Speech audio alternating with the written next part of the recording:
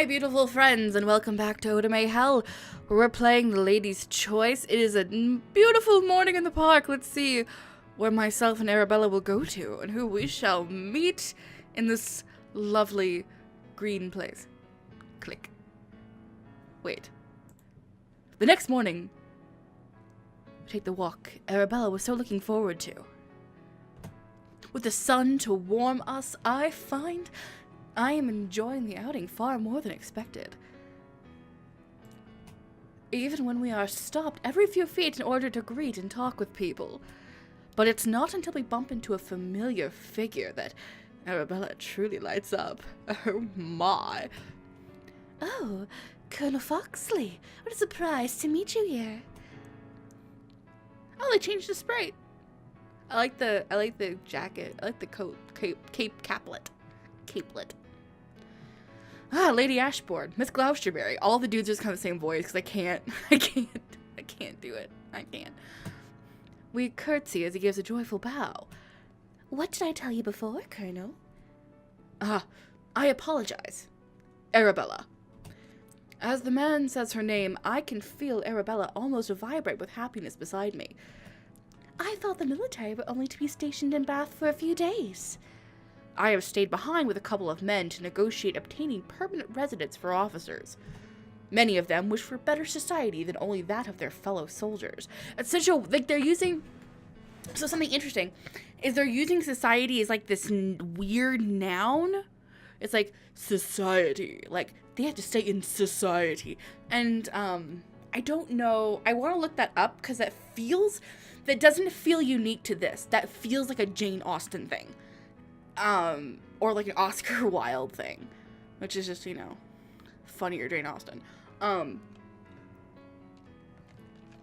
East joke. So I'm like, the society. Anyway, but I was noticing that. It was interesting. As the conversation continues, Arabella gradually drifts closer to Colonel Foxley. Eventually, I am left to walk behind as the two continue on, Arabella's hand sliding gently around the colonel's arm. Scandalous. I watched them with a smile, pleased to see Arabella so happy. Not wishing to disturb their talk, I decided best to walk down a side path alone.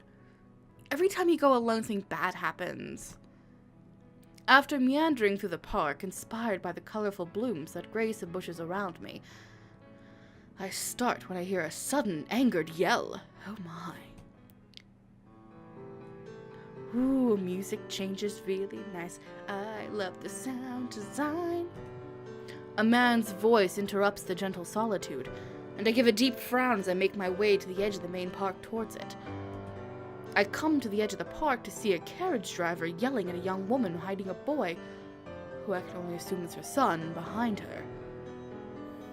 Please, sir, I did not know the fare would be so much. I don't know why I just gave her this accent. I feel stupid now, but whatever. That ain't my problem. See, this is the thing, like, it's set, I guess the presumption is that it's in England. I've just been doing this weird, like, transatlantic accent. That ain't my problem. I drove you here. I want my full payment. But now I'm just gonna go straight, like, bad Cockney, and you're gonna have to suffer for it. Who said it would cost? It costs as much as it costs now. I can give you everything I have. She holds up a small coin purse, which the carriage driver rips from her hands. Hey, what else you got?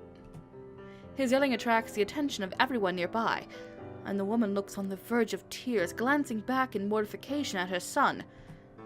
The man is obviously trying to fleece the woman, and I almost burst with rage right there. I stride towards them, my sudden presence at their side making them both look towards me. What you want? This ain't your business. Oh God, I'm sorry. I'm so sorry. I'm gonna stop because it's awful, and you shouldn't have to suffer for my hubris.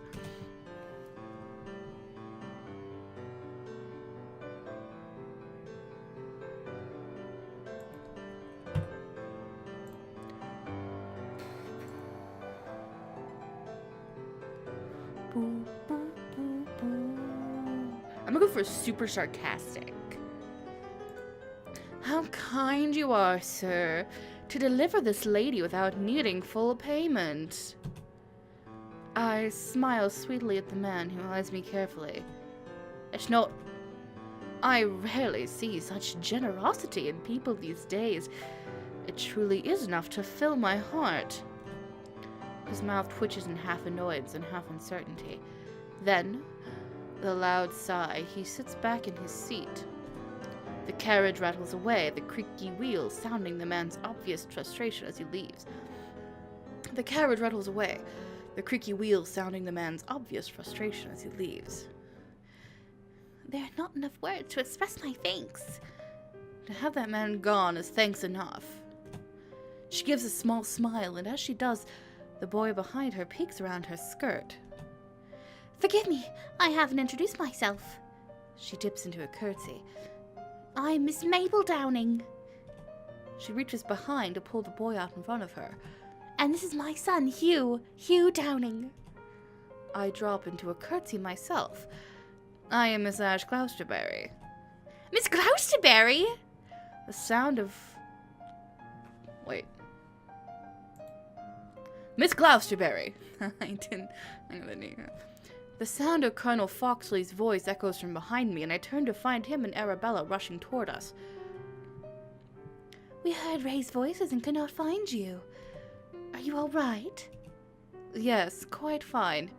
I can take care of myself. I will take this boot, and I will put it up the backsides of anyone who dare defy me. Your friend has just been most generous in her actions. I'm out of my repertoire. Oh, I do not doubt it. She is quite the best of people. I better frickin' believe it. Lady Arabella Ashbourne and Colonel Foxley. This is Mrs. Mabel Downing and her son, Hugh Downing. They exchange bows and curtsies before smiles replace the formality. If you would allow it, I wish to thank you properly. There it is.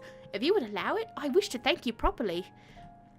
Would you care to come to tea tomorrow? Oh, that would be delightful. We always enjoy making new friends.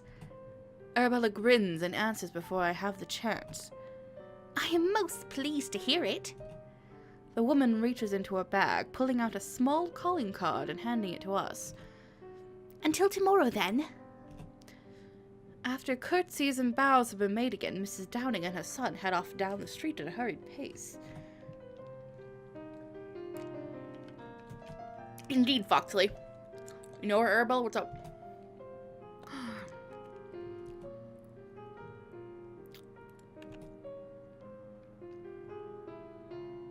Huh. All these widows, man. I suppose it's time for us to head back as well. I need to organize with Johnson if we're to be out tomorrow afternoon. She turns to Foxley and smiles brightly.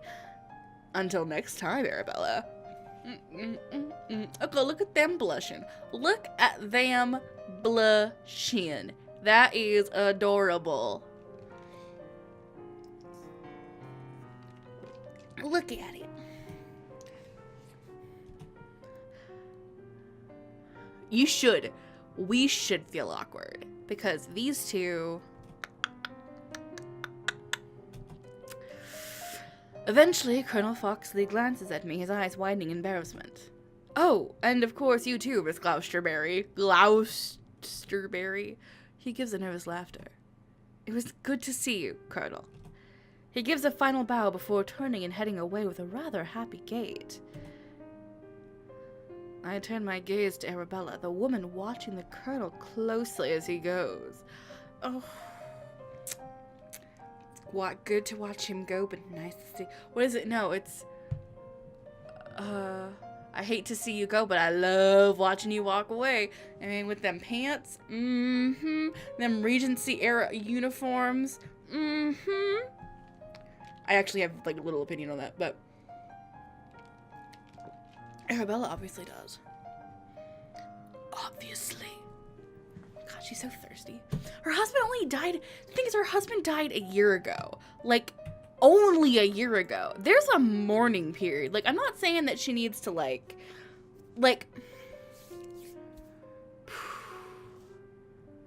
Like, I'm not saying that she needs to, like, put her life on hold.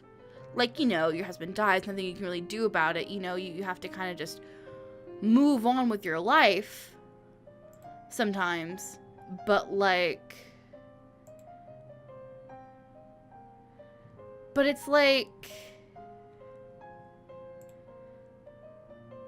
It's like... Oh, I don't even know. There's a time. There's a mourning period. You've got to embrace the mourning period.